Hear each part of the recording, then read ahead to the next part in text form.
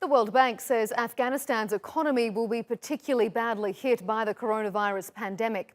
Economic activity there fell sharply in the first half of the year as lockdowns were imposed when the country was already struggling with political unrest and internal conflicts. The bank has warned the situation could get worse if supporting nations cut their foreign funding as they deal with their own crises. The Afghan economy is expected to contract between 5.5 and 7.4% this year, compared to growth of almost 3% in 2019. More than 70% of the population is expected to fall below the poverty line due to a spike in food prices and widespread losses of income. The economy minister says unemployment will rise by more than 60% in 2020, bringing the jobless rate above 70%. And domestic revenue is forecast to drop by up to 35% on trade disruptions and weaker tax compliance. Afghan's former Deputy Finance Minister Gul Maqsood Sabit joins me now from Union City, California. He's also an adjunct lecturer of business at Ohlone University. These are grim figures that we're talking about here. Give me a sense of what this means for the average person in Afghanistan. What is life like there at the moment? Thank you for having me.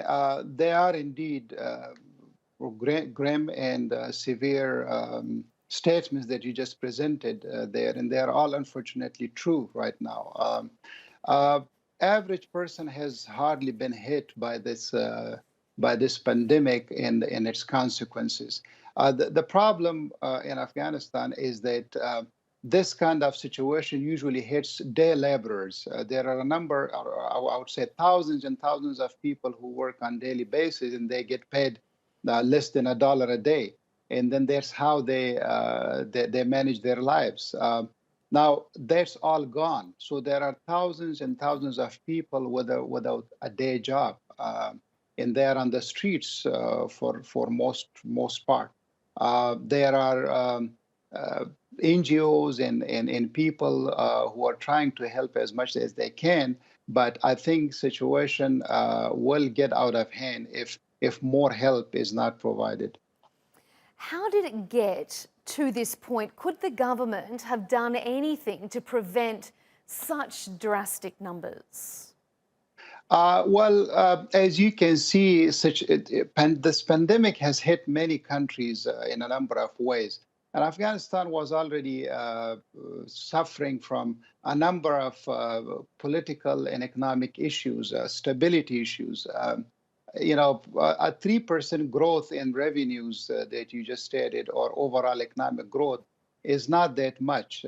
So economy was already very slow, and the reason was mostly the political instability in the delay in the negotiations with the Taliban, the lack of confidence in the economic sector, reduced investment, a number of these reasons. So Afghanistan was already dealing with all these difficult problems, and then coronavirus hit the country all of a sudden.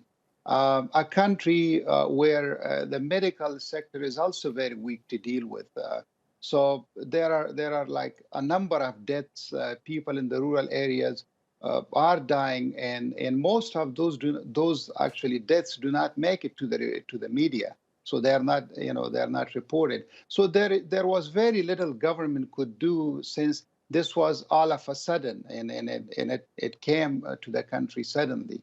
But government could manage the limited resources that the world provided. World Bank helped somewhat. IMF provided a loan, and they could manage or use that a bit efficiently. How But there is worrying not is much this that loss could be done with of it. foreign aid? Is it a real concern that foreign supporters will reduce the amount of aid that they provide to Afghanistan? This is extremely worrying. This whole economic